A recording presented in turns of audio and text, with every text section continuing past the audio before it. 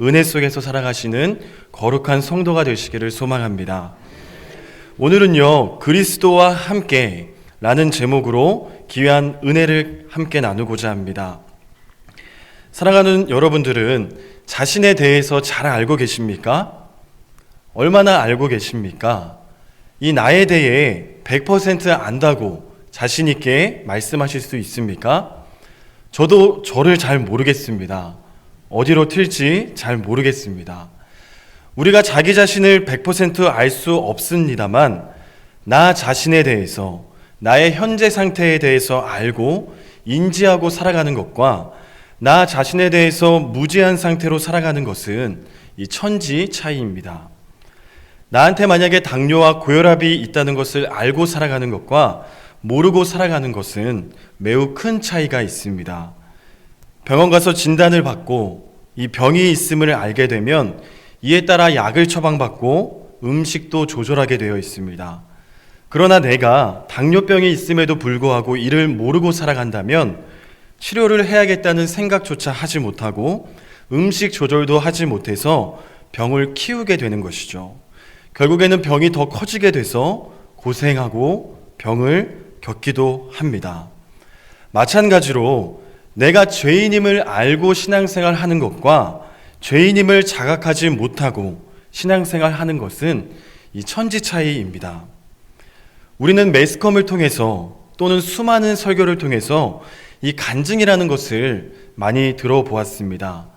때론 매우 스펙트컬한 인생을 살다가 예수님을 만나서 변화된 사람들의 이야기를 우리는 쉽게 접할 수가 있죠. 이런 사람들의 특징이 있습니다. 내가 죄인임을 인지하고 살아간다는 것이죠. 예를 들어보겠습니다. 이 깡패였다가 예수님을 만나서 변화돼서 목사님이 되신 분이 있습니다. 스님 시절에 기독교를 비판하기 위해서 성경을 읽다가 오히려 주님을 만나서 목사님이 되신 분이 있습니다. 술과 여자의 노예로 쾌락을 즐기며 살다가 예수님을 만나서 이전 삶을 청산하신 분이 있습니다. 돈을 많이 벌어서 세상에서 지위도 없고 권력도 없고 세상 두려운 줄 모르고 호령하며 살다가 망한 후에, 다 날린 후에 주님을 만나서 새로운 삶을 살게 되신 분도 있습니다. 이런 분들의 간증 이야기를 들으시면 어떻습니까? 매우 재밌기도 하고 이야기를 들으면 눈물을 짓게 만드는 감동을 우리에게 선사하기도 하죠. 마치 한편의 인간 극장을 보는 듯 합니다. 이런 간증을 갖고 살아가는 사람들의 공통적인 특징이 무엇입니까? 내가 죄인임을 알고 죄인이라는 사실을 인정한다는 것입니다. 그리고 이제 내게 주어진 인생을 헛되이 살지 않고 주님을 위한 삶을 살아간다는 것이죠. 여러분은 죄인임을 인정하십니까? 사실 초신자분들은 이 사실을 인정하기 어려울 것 같습니다. 내가 그래도 세상에 살면서 도덕적으로 윤리적으로 바르게 살아왔는데 남에게 피해주지 않고 열심히 살아왔는데 나보고 죄인이라고? 죄인이 어떤 사람입니까? 일단 형법상 범죄는 법규를 어기고 저지른 잘못을 가르칩니다. 이러한 범죄를 저지른 사람이 죄인이라는 것이죠. 만약 이런 사람을 죄인이라고 한다면 죄인 아닌 사람이 있습니까? 수년간 법을 공부하고 그 법을 기준으로 수많은 죄인들을 판결해야만 하는 판사는 과연 100% 법을 다 지킬 수 있을까요? 아무리 윤리적으로 도덕적으로 흠이 없게 살아간다 하더라도 이 유치원생도 다 아는 교통법규 하루에도 몇 번씩 위반하고 다니시지 않으세요? 교통법규에서부터 다 무너집니다. 다들 운전하시죠? 교회 올 때 운전하고 오셨죠? 정지선 지키셨어요? 횡단보도 침범 안 하셨어요? 신호 위반 안 하셨어요? 불법 유턴 안 하셨어요? 끼어들기 안 하셨습니까? 잘하셨네요. 우리가 살아가다 보면 이렇게 교통법규도 잘 지키지 못합니다. 위반했으니까, 법규를 어겼으니까 법을 어긴 것이죠. 저도 고백하자면 며칠 전에 새벽기도 차량 운행을 하다가 예배 시간은 다가오는데 또 몇 분이 더 타야 되는데 시간은 없었습니다. 그래서 저도 모르게 이 발이 막 움직였습니다. 빨리 가려고 하다가 그만 신호위반 딱지를 새벽에 끊기도 했습니다. 옆에 권사님이 타 계시는데 제가 어떻게 너무 부끄러웠습니다. 말도 안 나옵니다. 저만 그런가요? 많이 경험들 하셨죠? 그러면 이번에는 성경에 나온 율법적인 측면에서 죄인이 어떤 사람인지 한번 알아보겠습니다. 이 율법을 지키지 못한 자, 하나님의 말씀을 어긴 자를 죄인이라고 칭한다면 여기 죄인이 아닌 분 계세요? 십계명을 완벽하게 지킬 수 있는 분 계십니까? 예수님께서 하신 말씀들을 다 지킬 수 있는 분 혹시 계십니까? 매주마다 담임 목사님을 통하여 주시는 하나님의 말씀을 100% 실천하며 살고 계신 분들 없으시죠? 다 죄인입니다. 여러분, 율법은요, 내가 죄인임을 깨닫게 하는 거울입니다. 더 나아가서 이 복음적인 측면에서 우리들은 무조건 죄인입니다. 바로 이 원죄 때문에 죄인입니다. 우리 로마서 5장을 보게 되면 아담과 예수님을 비교하며 말씀하고 있습니다. 우리 화면을 보시고 함께 한번 읽어보겠습니다. 로마서 5장 19절 시작.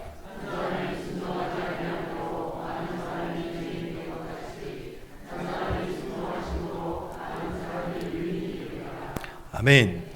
우리 먼저 나오는 한 사람은 아담이고요. 두 번째 나오는 한 사람은 예수님입니다.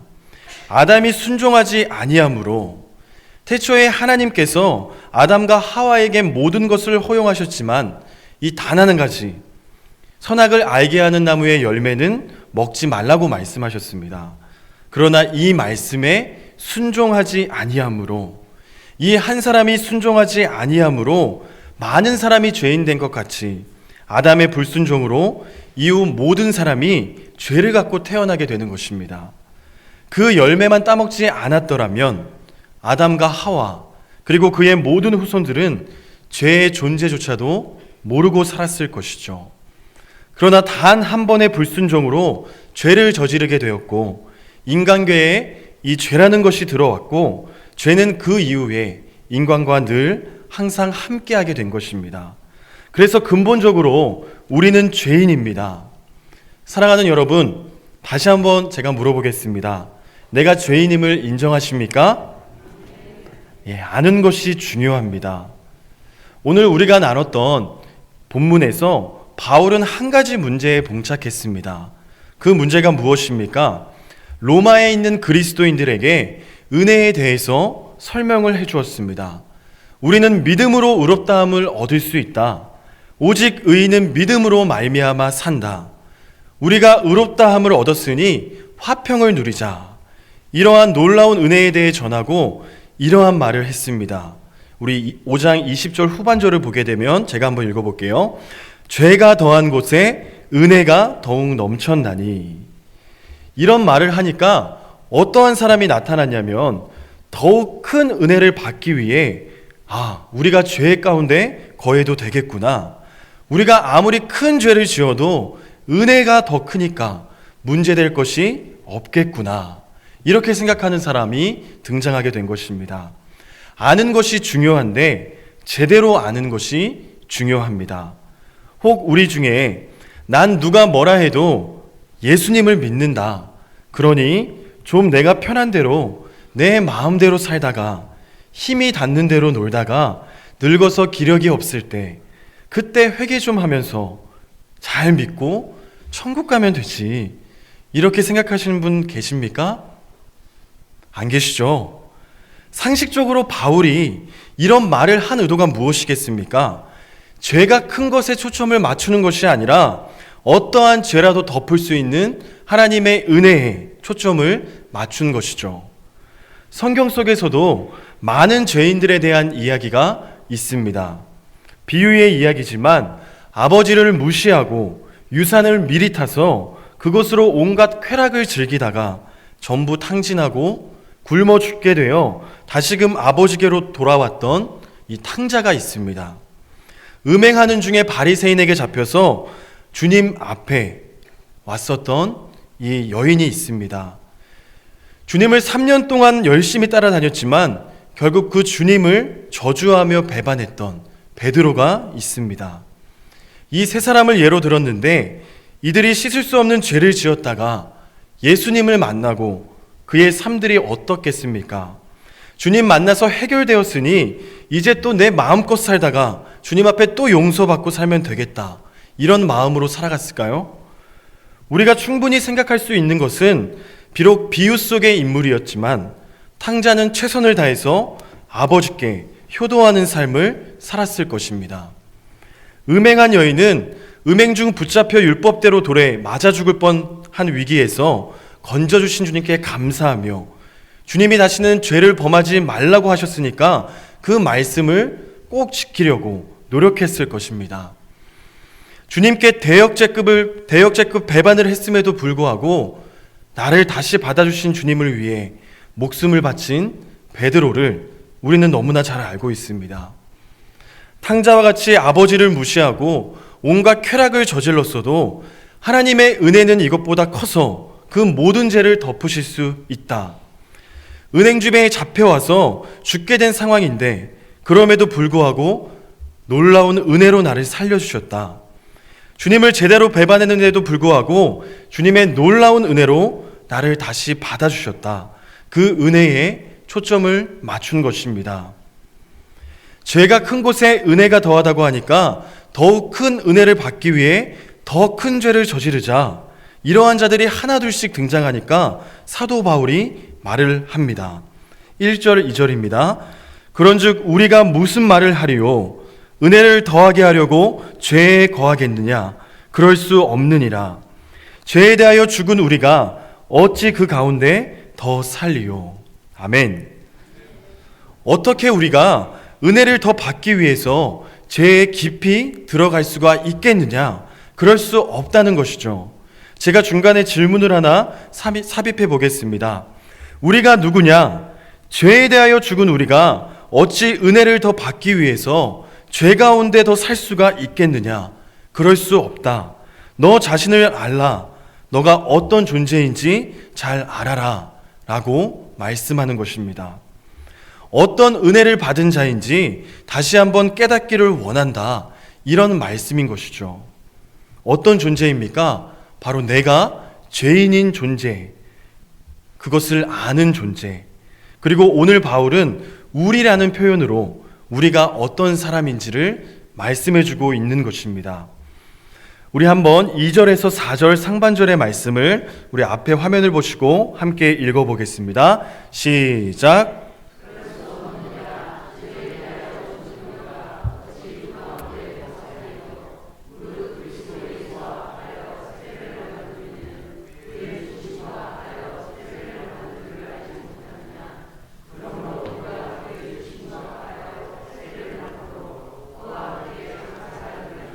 아멘. 여기서 우리가 누구입니까? 죄에 대해서 죽은 자, 바로 나입니다. 예수님과 합한 자, 바로 나입니다. 예수님과 함께 장사된 나입니다. 예수님과 함께 죽은 자가 바로 나입니다. 무엇에 대해서 죽은 것입니까? 죄에 대해서 죽은 것입니다. 옛사람, 옛 본능, 옛 성격에 대해 죽은 것이죠. 갈라디아서 2장 20절에 바울은 고백하죠. 내가 그리스도와 함께 십자가에 못 박혔나니 그런즉 이제는 내가 사는 것이 아니요 오직 내 안에 그리스도께서 사시는 것이라. 이제 내가 육체 가운데 사는 것은 나를 사랑하사 나를 위하여 자기 자신을 버리신 하나님의 아들을 믿는 믿음 안에서 사는 것이라. 아멘. 나를 아는 것이 중요합니다. 내가 어떤 존재임을 아는 것이 중요합니다. 내가 죄인임을 아는 것, 그리고 내가 예수님과 합하여 그의 죽으심과 합하여 함께 장사된 존재라는 것, 그리스도와 함께 십자가에 못 박힌 자가 나라는 것을 우리는 기억해야 합니다. 우리 주님이 죽었다가 부활하심으로 나 또한 옛 본성은 죽고 새로운 피조물로 변화된 하나님의 자녀가 바로 나라는 것을 우리는 알아야 합니다. 이스라엘 백성들을 한번 생각해 보십시오. 이 10가지 재앙을 통해서 압제 받던 이 애굽으로부터 출애굽을 하였습니다. 그런데 아직 불완전합니다. 탈출은 했는데 뒤에서는 애굽 군대가 추격하고 있고 앞에는 홍해가 길을 가로막고 있습니다. 그러나 기적과 같은 하나님의 은혜로 이 홍해를 건너서 이제 완전한 애굽의 통치에서 지긋지긋한 압제에서 벗어났습니다. 그러나 그 기쁨도 잠시 이스라엘 백성들은 물이 없어서 불평합니다. 그런 그들에게 하나님께서는 은혜를 베푸셔서 이 쓴물을 달게 만들어 주십니다. 그 다음에는 또 어떻습니까? 배고파 불평합니다. 나중에 백성들이 하는 말이 무엇입니까? 애굽에서는 고기도 먹었는데. 그런 그들에게 하나님께서는 만나와 메추라기를 내려주십니다. 홍해를 건너기 전과 그 이후는 완전히 다릅니다. 전에는 애굽의 통치, 우상의 노예로 살아왔지만 홍해를 건넌 후에는 하나님의 통치, 하나님의 백성으로 살아가는 것입니다. 그럼에도 불구하고 옛것을 그리워하며 입술로 그들은 범죄하고 있는 것입니다. 내가 지금 애굽의 통치 아래 있는 자가 아니라 하나님의 통치 아래 있는 자임을 망각한 것이죠. 다시 기회를 주시고 너는 내 백성이다 라는 것을 제대로 공부시키기 위해서 하나님은 이들을 광야에서 40년간 훈련시키십니다. 아직까지 남아있는 이 노예 근성을 완벽하게 제거시키기 위해서 훈련을 시키는 것입니다. 이러한 이스라엘 백성의 모습이 바로 우리의 모습입니다. 그럼에도 불구하고 다시금 나를 안아주시고 나를 참아주시고 붙들어주시고 품어주시는 분이 바로 예수님인 줄 믿습니다. 목회자로 살아가면서 내가 어떤 존재인지 알고 살아가는 것이 정말 너무 필요한 것 같습니다. 내가 무엇이길래 이렇게 목사가 되게 하고 이렇게 교회를 섬길 수 있게 하셨는가? 어떻게 이런 죄인을 이 엄청난 강단에 올라 말씀을 전하게 하셨는가? 내가 죄인임을 아는 이상 나의 모든 죄에 대해서 예수님과 함께 장사시켜버린 존재인데 옛사람을 십자가에 못 박아 버렸는데 이 사실을 인지하고 있는데 어떻게 감히 옛사람의 지배를 받아서 목회를 할 수 있겠습니까? 이러한 정신으로 살아가다 보면 자주 하게 되는 것이 있습니다. 무엇인지 아십니까? 바로 회개입니다.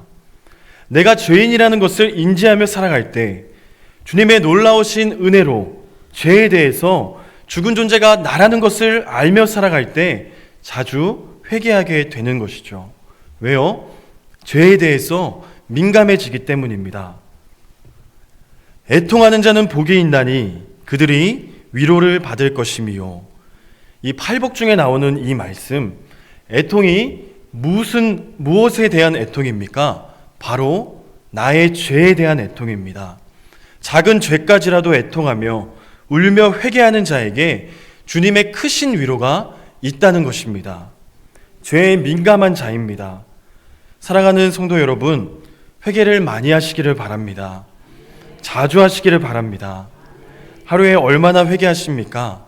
시간이 없어서 못 하신다면 주무시기 전에라도 오늘 하루를 돌아보며 회개의 기도 시간을 가지시기를 간절히 바랍니다. 그 짧은 순간이라도 하나님의 만지심이 있을 것입니다. 바울의 고백처럼 다시금 내가 죄인 중에 괴수라는 사실을 깨닫게 해주시고 내가 모든 죄에 대하여 죽은 존재라는 사실 또한 우리에게 깨닫게 해줄 것입니다. 주의 보혈로서 정결하게 되는 귀한 순간이 될 것입니다. 우리나라 1907년에 이 평양 대부흥 사건을 아실 것입니다. 이 부흥운동의 시작은 길선주 목사님의 회개 기도로부터 시작이 되었던 것입니다. 우리 화면을 한번 띄워주십시오. 이 겨울 사경회에 모인 성도들 앞에서 자신의 추악한 죄들을 낱낱이 눈물로 고백하며 참회하였습니다. 그러자 한두 명씩 입에 담기도 어려웠던 죄악들을 모두 고백하며 회개를 하게 되는 것이죠. 순경들이 이 소식을 듣고 체포하기 좋은 증거가 돼서 장대현 교회로 왔습니다. 그러한 위기 속에서도 교회 성도들은 너나 할 것 없이 회개하였고, 그렇게 1907년에 대부흥 운동의 시작되었던 것입니다. 내가 어떠한 존재인지 진정으로 알게 될 때 우리 안에 진정한 회개가 일어나고 진정한 영혼의 부흥이 일어나는 것입니다. 마지막으로 우리 4절 하반절을 같이 한번 읽어보겠습니다. 화면을 보시면서 함께 읽겠습니다. 시작.